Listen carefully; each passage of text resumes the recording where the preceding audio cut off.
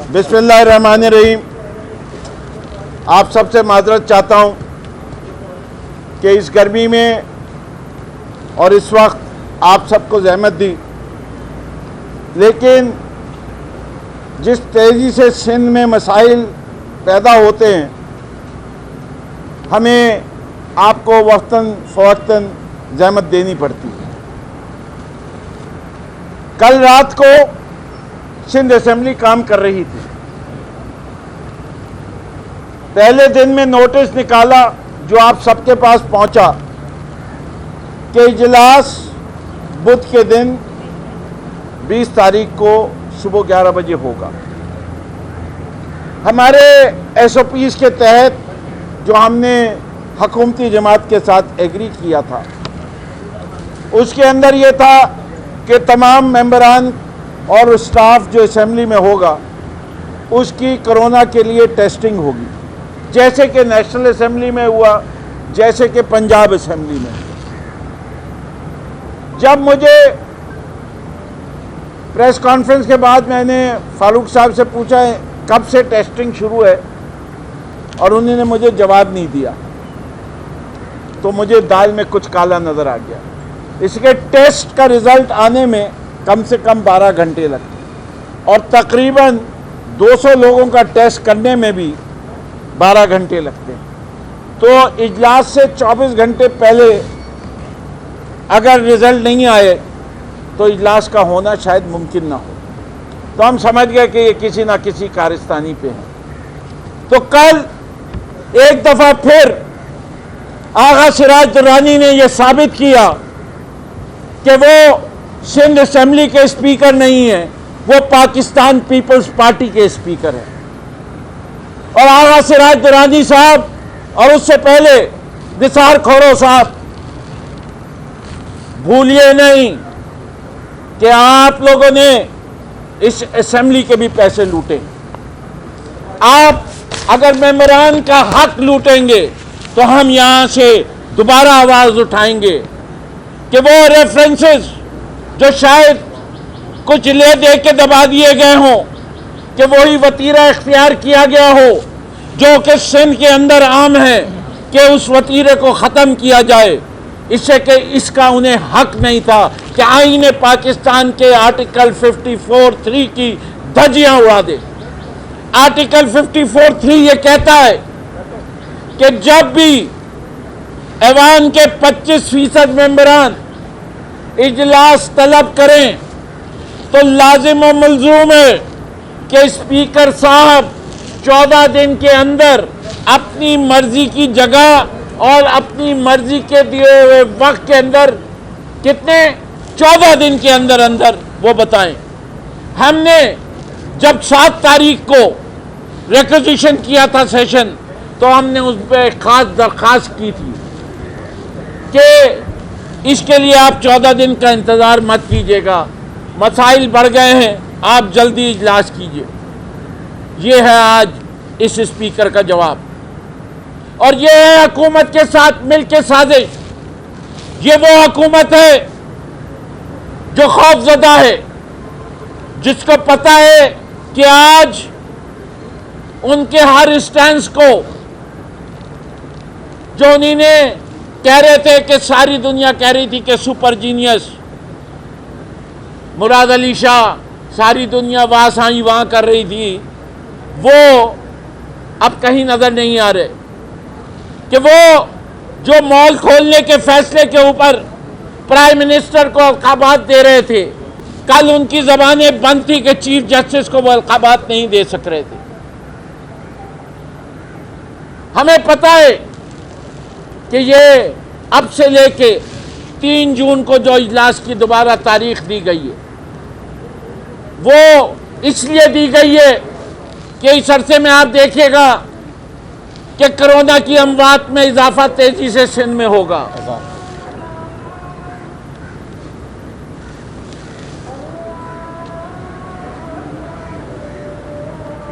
था कि आप देखिएगा केसेस में भी इजाफा होगा और अमवात में भी इजाफा होगा।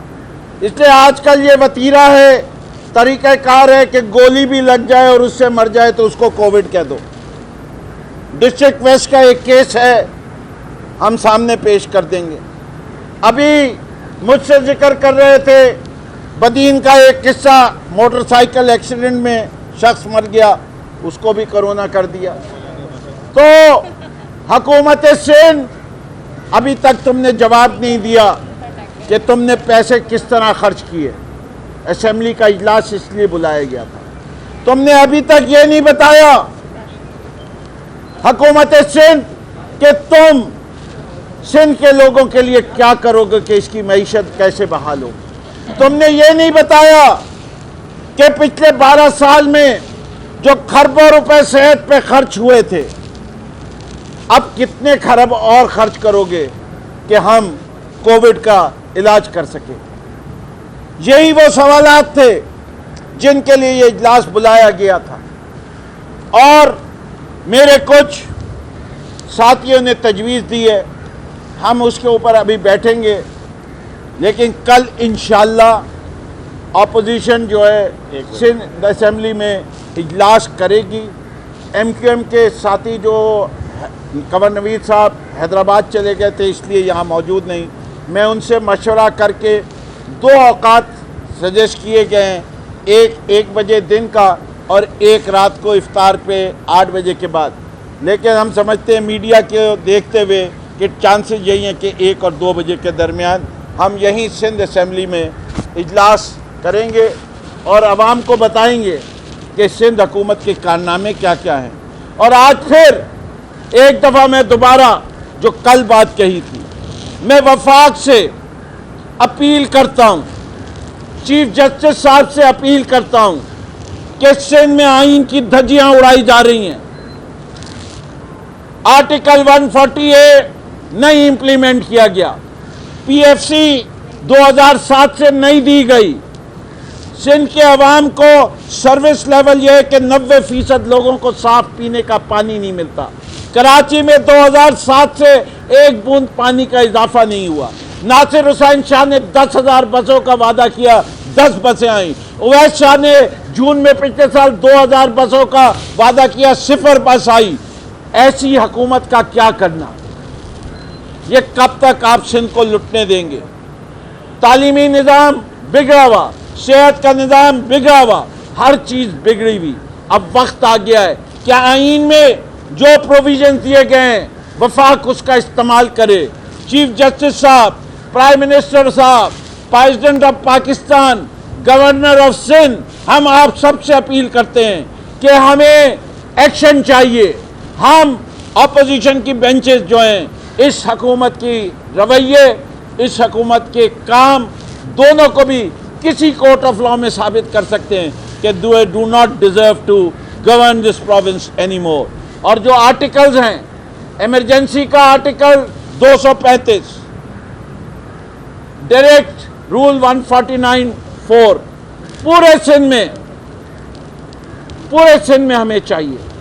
और अगर तब भी ना हो तो आखिरी हरबे के लिए आर्टिकल 235 फाइनेंशियल इमरजेंसी, 149(4) जिससे चीफ मिनिस्टर के ऊपर लाजिम होता है कि वो फेडरल गवर्नमेंट के दिए हुए अहकामात के ऊपर अमल पूरे सिंध के लिए इसका इतलाक करके सिंध की हुकूमत को संभाला जाए, इन नाहल नालायक लोगों से छुटकारा हासिल किया जाए। और अगर ये सब कुछ ना हो तो मैं समझता हूँ कि इस वक्त सूबे की सूरत हाल जितनी तेज़ी से ख़राब हो रही है, तो शिबली फराज साहब ने जो कुछ भी कहा हो, मैं यहाँ से फिर डिमांड करता हूँ कि आखिर में अगर ये 2 काम ना करें तो गवर्नर रूल भी लगाने में कोई बुराई नहीं है। हसैन साहब बोल लें, उसके बाद आइए।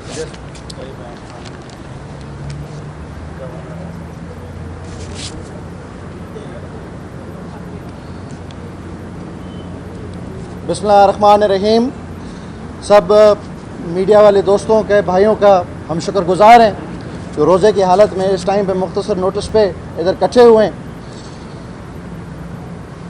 आज से कोई 10 दिन पहले का रिक्विजिशन जमा करके जो 7 तारीख को आइनी और कानूनी तकाज़े पूरे करते हुए रिक्विजिशन जमा की थी, ये रिक्विजिशन एक दावत थी हुकूमत सिंध को, ट्रेजरी बेंचेस को, जो हम आज 3 महीने होने को आए, हम बार बार ये सुनते आ रहे हैं कि पाकिस्तान में बेहतरीन हुकूमती इक़दाम हुए हैं तो सिंध गवर्नमेंट ने किए हैं। यही बार बार रेटरिक चीफ मिनिस्टर साहब हों या इनकी फ़ौज हो स्पोक्स पर्सनस की, मिनिस्टर इंफॉर्मेशन की, या इनके और मेंबरान MNA सेनेटर्स सब बार बार आके यही चीज़ हमर करते रहें, रिपीट करते रहें कि बेहतरीन हुकूमती इक़दाम हुए तो सिंध गवर्नमेंट में हुए, सिंध गवर्नमेंट ने किए। हमने रिक्विजिशन जमा करा के हुकूमत को, ट्रेजरी बेंचेस को दावत दी कि अगर आपको अपने इक़दाम पे इतना कॉन्फिडेंस है तो क्या ये ऐवान सिंध असेंबली, जहाँ सिंध की आवाम अपना मैंडेट देकर, अपने वोट देकर अपने रिप्रेजेंटेटिव्स को भेजती है, क्या ये दुरुस्त ऐवान नहीं है जहाँ आप अपनी कारकर्दगी से आवाम को ब्रीफ करें, अपनी बेहतरीन हिकमत अमली जो है वो आवाम के सामने आप पेश करें? और आज आपने देखा कि ये रिक्विजिशन कॉल करने के बाद पहले स्पीकर साहब ने नोटिफिकेशन निकाली, कल की तारीख में सुबह 11 बजे इजलास कॉल कर दिया था स्पीकर साहब ने। फिर एक बदकिस्मती से गैर कानूनी, गैर आइनी हिकमत के मुताबिक उन्होंने फ़ैसला किया कि ये इजलास कल नहीं किया जाए और 3 जून मतलब ईद की छुट्टियों के बाद। अब मेरा हुकूमत सिंध से और ट्रेजरी बेंचेस से ये सवाल है कि आपको खौफ किस चीज़ का है? आप क्यों हमें मौका नहीं देते? आप सिंध की आवाम को ब्रीफ करें अपनी बेहतरीन हिकमत अमली के बारे में। आप हमें भी मौका दें कि हम आपकी बेहतरीन कारपत के खूबियों के पुल हम भी बांध सकें। हकीकत ये है कि आपको खौफ सिर्फ सिंध की अपोजिशन का नहीं है, आपको खौफ अपने ही बैक बेंचर से है। आज से कुछ 4 दिन पहले जब लीडर ऑफ द अपोजिशन फिरदौस शमीम नकवी साहब के घर पे हुकूमती वफद आया था SOPs तय करने के लिए, तो हमें बड़ी हैरानगी हुई ये सुनकर कि मिनिस्टर फॉर पार्लियामेंट्री अफेयर्स की अव्वलीन तरजीह क्या थी? वो ये थी कि इस आइनी इजलास में शिरकत MPs की कम से कम हो। वॉलंटरली उन्होंने फैसला किया कि उनके पीपल्स पार्टी के 99 MPs हाजिर नहीं होंगे, सिर्फ 54 MPs पे उन्होंने अपना कोटा फिक्स किया। क्यों भाई? आपको अपने पीपल्स पार्टी के MPs से क्या खौफ है, क्या डर है?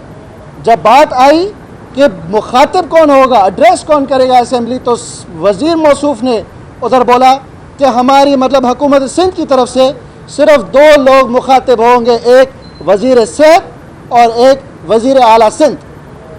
अगेन बार बार मैं आपसे पूछना चाहता हूँ कि आपको अपने MPs से, पीपल्स पार्टी की हुकूमत को पीपल्स पार्टी के MPs से क्या खौफ है?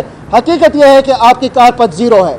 हकीकत यह है कि आपके दावे सब धरे के धरे हैं। हकीकत यह है कि आपकी हुकूमत सिर्फ एक झूठों के पलंदे पे कायम है। हकीकत यह है कि आपको अपने MPs का कॉन्फिडेंस आज नहीं है।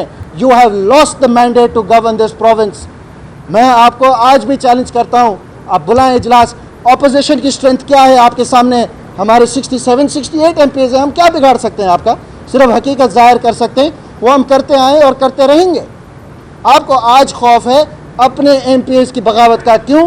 क्योंकि सिंध की आवाम आपसे बागी हुई है, उसका प्रेशर आपके MPs पे है, और जब वो इधर आकर आपकी खुशामद करेंगे तो हल्कों में उनसे भी पूछाना होगा, उनसे भी पूछा जाए। चीज़ें ये बंद करनी चाहिए मेरे ख्याल से। आप आएँ, हम आपको फिर से मैं रीट्रेट करना चाहता हूँ इस बात को कि अपोजिशन ने ट्रेजरी बेंचेस को दावत दी थी कि आए, ये दुरुस्त फोरम है, ये रेलिवेंट फोरम है, इधर आए, इधर आप अपनी बेहतरीन कारकर्दगी का जो दावा करते हैं, इधर आए, ब्रीफिंग दें और अपने आप को जमहूरियत का ये हुस्न है। आप जैसे आपकी रिक्वेजिशन पे अल्हम्दुलिल्लाह ये वफाकी गवर्नमेंट ने तस्लीम किया, एक्सेप्ट किया, नेशनल असेंबली का इजलास वो बखूबी हुआ। सारे अपोजिशन के लीडरान जो बात करना चाहता था, जो उसमें शिरकत करना चाहता था उसने शिरकत की, जो बात करना चाहता था उसने बात की। ये होती है जमहूरियत, ये होती है मिसाली लीडरशिप। इधर आप किस खौफ के पीछे आप छुप रहे हो? जो आइन की भी शिकें आपको नज़र नहीं आती? मैं आखिर में दो बातें करना चाहता हूँ कि जहाँ ये ऐवान या हुकूमतें खुद इस आइन की शिकें की धज्जियाँ उड़ाने की प्रैक्टिस में हो, तो फिर जमहूरी निज़ाम में एक ही दरवाज़ा रह जाता है, वो है कोर्टों का। मैं अपील करता हूँ चीफ जस्टिस ऑफ पाकिस्तान गुलजार साहब को, काबिल एहतराम, जैसे आपने कल नोटिस लेते हुए सिंध की बाज़ारों का मार्केट्स खोलने का आपने हुक्म जारी किया है, ऐसे ही आप इन बंद दरवाज़ों का भी नोटिस लें। मैं अपील करता हूँ चीफ जस्टिस ऑफ पाकिस्तान को कि सुओ मोटो नोटिस लेकर आइन की शिक 54(3) के तहत ऑर्डर पास करें कि सिंध असेंबली के दरवाजे खोले जाएं और आवाम के नुमाइंदों के लिए 14 दिन के अंदर अंदर ये इजलास मुनक्किद किया जाए। और लास्टली, जितने हमारे फ्रंट लाइन वर्कर्स हैं, वो मेडिकल या पैरामेडिकल स्टाफ हों, वो हमारी लॉ इन्फोर्समेंट एजेंसीज़ हों, हमारे मीडिया वर्कर्स हों, हम आपकी हिम्मत को, आपकी जुर्रत को, आपकी जफाकशी को हम रिकग्नाइज़ भी करते हैं, सल्यूट भी करते हैं, आपको सलाम भी पेश करते हैं और ये आपको हौसला अफजाई भी देते हैं कि घड़ी में आपको इस बेरहम और बेबस सिंध हुकूमत के हथकंडों पे आपको अकेला नहीं छोड़ा जाएगा, हम आपके साथ खड़े होंगे। बड़ी मेहरबानी, शुक्रिया।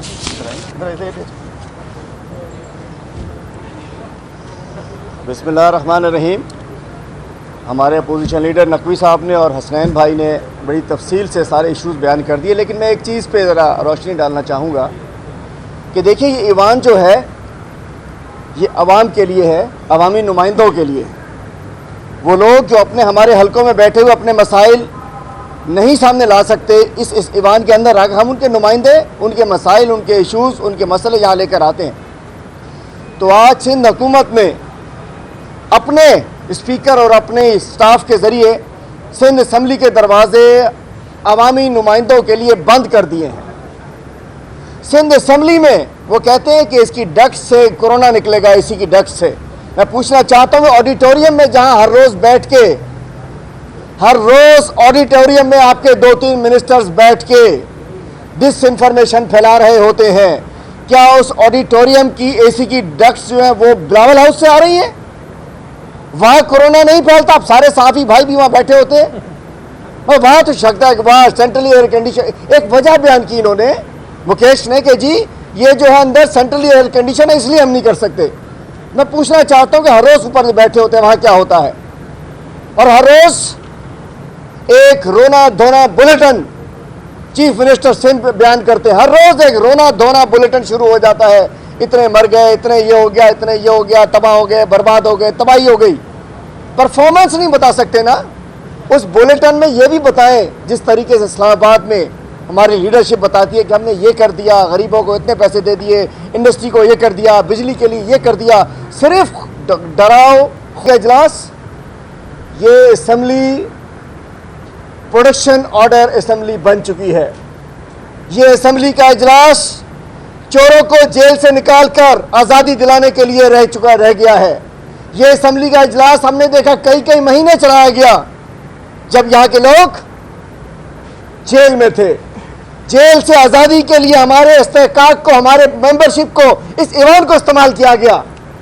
मुझा सिंधी भाइरों, 5-6 करोड़ असांजे सिंधी भाइरनि के मसाइल अज मरन था बुख में, अज असम्बली न खुलंदी। मरन था कोरोना में, असम्बली न खुलंदी। मरन था बद इंतजामी में, असम्बली न खुलंदी।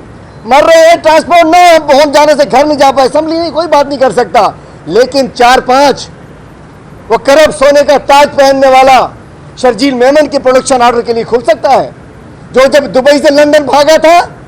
मेमन साहब, दुबई भी कोई ना कोई जरूर पहुंच जाएगा। अरबों रुपए, अरबों दिरहम लंदन में, दुबई में मौजूद थे, जो किसी और ने कब्जा कर लिए थे। बाद में शेखों ने फैसला करा कि इसका कराया। बहुत सारी चीजें, बहुत कुछ होगा और बहुत तफसील है उसकी, पूरी फिर उनकी पूरी चेन, वो कश्तियां वश्तियां सब। मैं कहता हूँ कि प्रोडक्शन ऑर्डर, और मैं कहता हूँ पीपल्स पार्टी का गैर जमहूरी फेस आज सबने देख लिया है। सबसे ज्यादा एंटी करप्शन के लिए आया जी जी, सबसे ज्यादा नकवी साहब का एंटी करप्शन के लिए प्रोडक्शन ऑर्डर निकाला गया, सभी के लिए वो तो लगी हुई है जी। मेरा मतलब ये है कि मैं पूरी बात कर लूँ, सवाल के जवाब में देता हूँ। मैं अपनी डायरेक्शन आपने भुलवा दी नकवी साहब ने मेरी।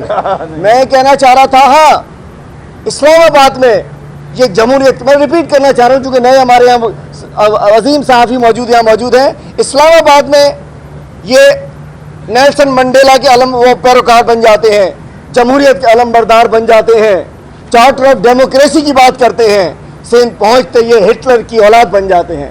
सिंध पहुँचते ये हिटलर की बाकियात बन जाते हैं। सिंध पहुँचते ही वो जमहूरियत की जगह डिक्टेटरशिप आ जाती है। सिंध पहुँचते ही COD की जगह COC आ जाती है। उधर इनको वहाँ चाहिए, इधर नकवी साहब न खपे, उधर पब्लिक अकाउंट्स कमेटी खपे, इधर फिरदौस शमीम नकवी आपको चाबी करेगा, आपको बेनकाब करेगा। यही कह सकता हूँ, कहना कुछ और चाह रहा था, इसलिए फिरदौस शमीम नकवी न खपे। और मैं कहता हूँ 2,35,000 PPEs आ चुकी हैं, पर्सनल प्रोटेक्शन इक्विपमेंट जो डॉक्टर्स के लिए। गुज़िश्ता रोज़ लाड़काना में यंग डॉक्टर्स ने एहतजाज किया कि उनके पास PPEs नहीं है। घोटकी में नहीं है, शिकारपुर में कई अस्पतालों में नहीं है। 2,35,000 सूट्स 12,000 का बेच दिया, 1,200 का पता नहीं कितना लगता है, बेच दिया ना। और अब पता चला, आज जब बात चलो हम समझते थे लाड़काना PP का है, लाड़काना बीबी का है, तो वहाँ कहते हैं लाड़काना PP का था, लाड़काना बीबी का था, लाड़काना भुट्टो का था। इस वक्त एक प्लान के तहत अस्पताल जो नवाबशाह में सब कुछ मिलेगा आपको। नवाबशाह के अस्पताल डॉक्टरों ने क्या, खानसामों ने, उनके मुजारों ने, सबने PPEs पहनी हुई होगी। लाड़काना को टारगेट किया जा रहा है, शहीद भुट्टो के वारिसों से, बेनजीर के वोटर से बदला लिया जा रहा है। चूंकि इस वक्त भुट्टो नहीं है मैदान में। एड्स लगती है किधर? लाड़काना। कुत्ते के सबसे ज्यादा बच्चों को किसने काटा? लाड़काना। डॉक्टर एहतजाज करते हैं, लाड़काना। वो खुर्रम भाई हमारे बताते हैं, एड्स लगाई गई वो डायलिसिस के दौरान, वो कहा, वो भी लाड़काना। प्लान करके एक वो माफिया जो जिसका भुट्टो से कोई ताल्लुक नहीं है, आज भुट्टो के शहर लाड़काना को उन्होंने, मैं समझता हूँ कि लावारिस कर दिया है। मैंने गवर्नर साहब से आज खबर देख के बात की तो गवर्नर साहब ने कहा कि मैं 2,000 सूट्स, वैसे 2,35,000 NDA में दे चुके हैं इनको, उन्होंने कहा फौरी तौर पे लाड़काना यंग डॉक्टर्स के लिए गवर्नर साहब ने कहा है कि हम इंशाल्लाह 2,000 सूट जो लाड़काना, घोटकी और शिकारपुर में दिए जाएंगे। तो ये सिंध हुकूमत, ये सिंध असम्बली, ये बेनकाब हो चुके हैं यहाँ, ताकि इनके अंजे पंजे ढीले होने थे। ये इन्होंने अपनी करप्शन छुपाने के लिए इन्होंने बताया ना, अगर सब कुछ की आवाज़ सही हुआ तो बताते हैं अंदर आके। जब हम इनकी आवाज़ खोलते जवाब देते, ना इस सिंध की आवाम को जवाब दे सकते हैं, ना आपको जवाब दे सकते हैं। बस एक रोना धोना झूठ का पलंदा बुलेटिन वज़ीर आला साहब पेश कर सकते हैं, लेकिन कब तक? लेकिन सर जवाब दें। चलिए सवाल। अच्छा, आपने अभी जिक्र किया NDMA का, तो ये चार्ज लाड़काना में अगर PPE सूट नहीं है, चेयरमैन NDMA उनका नाम और अहदा आपको मालूम है? वो तो कहते हैं हम अस्पतालों को डायरेक्ट भेजते हैं। तो वज़ीर आज़म के मातहत ही चार्जशीट वज़ीर आज़म के खिलाफ है, उनके बारे में क्या कहेंगे?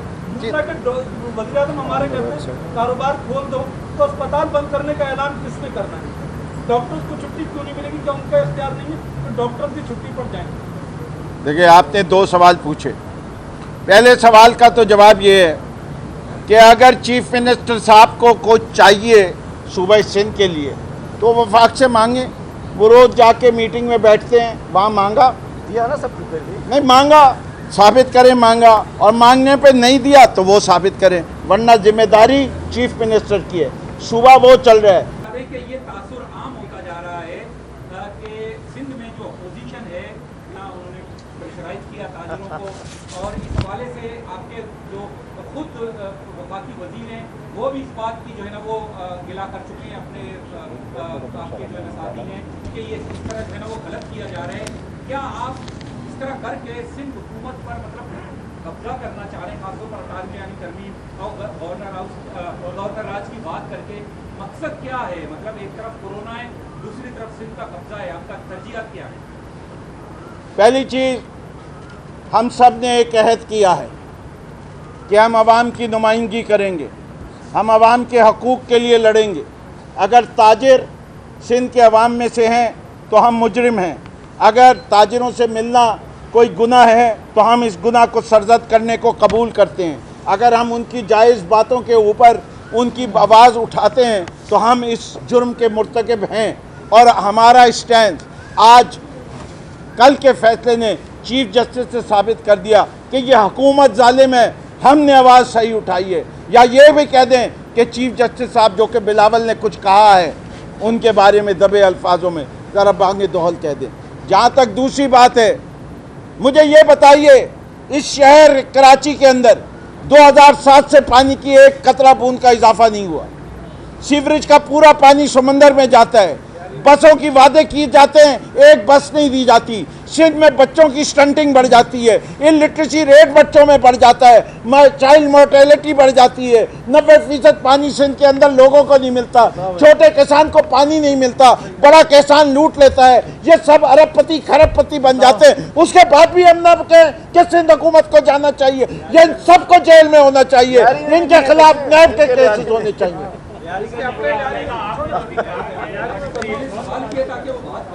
होगी ठीक है, कोई बात नहीं है।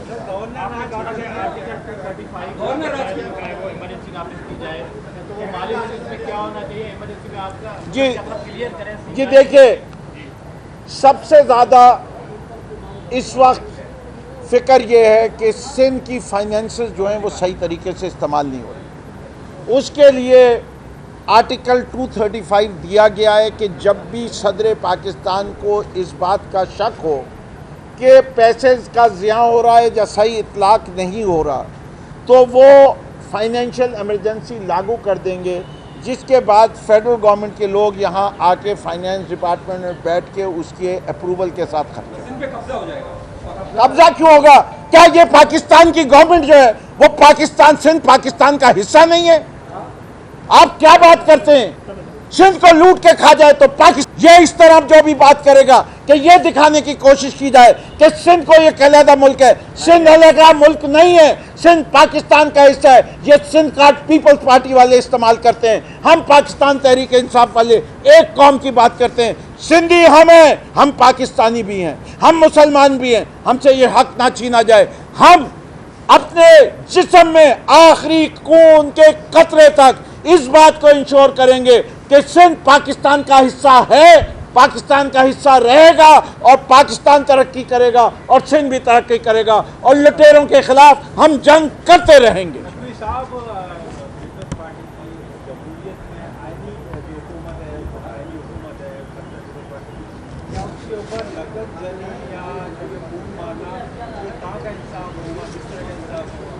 उन्नीस 1973 में एक आइन पास किया गया। उस आइन के जिनको सेहरा पहनाया गया वो शहीद जुल्फ़िकार अली भुट्टो साहब थे। उसके बाद पीपल्स पार्टी के भुट्टो सानी रज़ा रब्बानी, उन्होंने 18वीं तरमीम में आइन की 109 शिकों को छुआ।